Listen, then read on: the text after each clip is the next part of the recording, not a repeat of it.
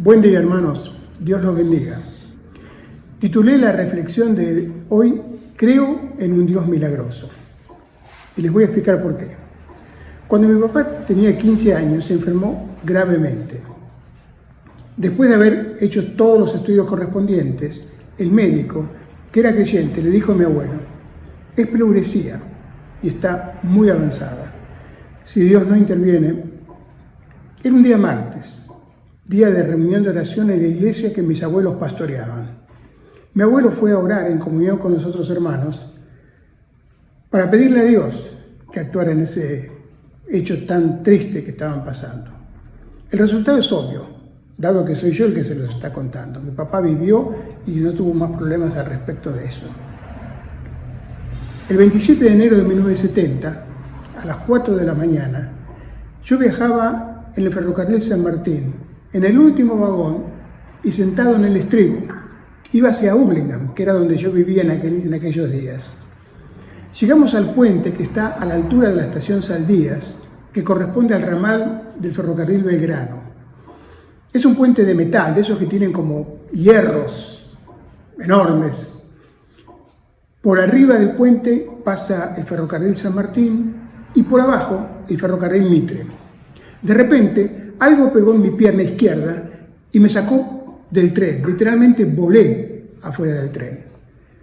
25 minutos después, desperté sobre otra vía alejada de la que yo estaba, con una mano en un riel y otra mano en el otro riel.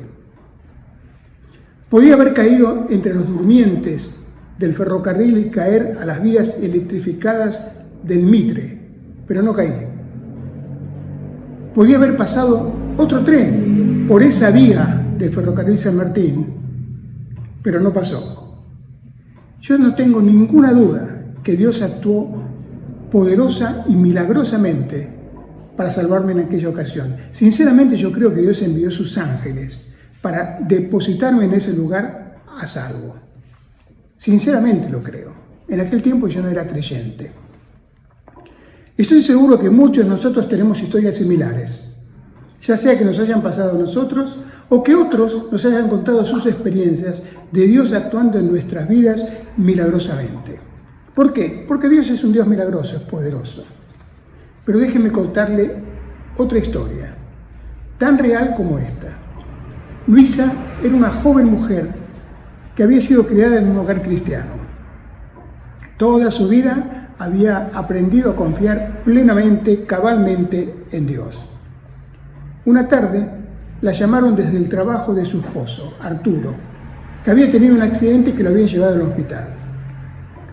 Inmediatamente ella arregló todo para poder ir, fue al hospital y lo encontró ya en terapia intensiva. Por varios días fue a visitarlo en el tiempo que podía y en las veces que la dejaban, porque no siempre podía entrar. Un día, volviendo del hospital, paró en la iglesia donde concurría la familia a orar. La iglesia estaba cerrada, pero ella en las escalinatas de la entrada de la iglesia se arrodilló a orar, como lo había hecho tantas veces. Y oró: Dios, pon tu mano sobre Arturo, no te lo lleves. Un par de horas después, la llamaron del hospital para avisarle que Arturo había muerto. Luisa quedó consternada. Tenía 4 hijos y una hipoteca que pagar que no sabía si la iba a poder pagar. Oré a Dios y Dios no hizo nada, gritó. ¿Qué clase de Dios haría esto? Y podría contarles muchas historias como esta. La historia de las misiones es testigo fiel de un sinfín de oraciones contestadas. Pero para los 5 misioneros que fueron a predicarles a los indígenas Aucas de Ecuador, las oraciones parece que no sirvieron de mucho. Los indígenas los mataron a los 5. Pablo, en la carta a los romanos, refiriéndose al aguijón de la carne, dice: 3 veces le he rogado al Señor que me lo quite, pero Él me ha dicho: con mi gracia tienes más que suficiente. Sin ninguna duda, yo no tengo ninguna duda de creer en un Dios milagroso, pues Dios es así, poderoso, milagrosamente poderoso. Pero es el mismo Dios que no siempre responde a los milagros que le pedimos. Y eso, hermanos, es la esencia de la fe. Creer que Dios es poderosamente milagroso cuando no hace milagros, al menos los milagros que le pedimos. El Dios que conocemos tiene propósitos que podemos ver solo oscuramente. Cuando habla con el profeta Isaías dice: mis pensamientos no son los pensamientos de ustedes, ni son sus caminos mis caminos. Así como los cielos son más altos que la tierra, también mis caminos y mis pensamientos son más altos que los caminos y pensamientos de ustedes. A veces Dios simplemente dice: dale, seguí adelante, te ayudaré a soportarlo, no te dejaré, soporta la prueba y el sufrimiento. No hay alguna promesa en la Escritura que diga que Dios me va a librar del sufrimiento, pero hay una infinidad de promesas que me dice: yo estaré contigo.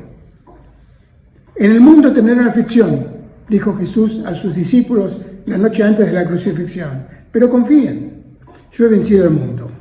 Él es suficiente. Nosotros cantamos un corito, ¿no es cierto? Jesucristo basta, Jesucristo es suficiente.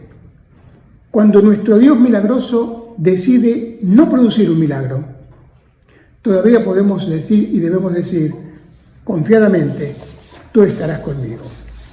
Quiero terminar con un pasaje de la Escritura, en Hebreos, capítulo 4, versículos 14 al 16. Dice así: por lo tanto, ya que tenemos un gran sumo sacerdote que entró en el cielo, Jesús, el Hijo de Dios, aferrémonos a lo que creemos. Nuestro sumo sacerdote comprende nuestras debilidades porque enfrentó todas y cada una de las pruebas que enfrentamos nosotros. Sin embargo, Él nunca pecó. Así que acerquémonos con toda confianza al trono de gracia de nuestro Dios. Allí recibiremos su misericordia y encontraremos la gracia que nos ayudará cuanto más la necesitemos. Que Dios nos bendiga y nos ayude a confiar en Él, aunque a veces tengamos que pasar por momentos de dolor. Amén.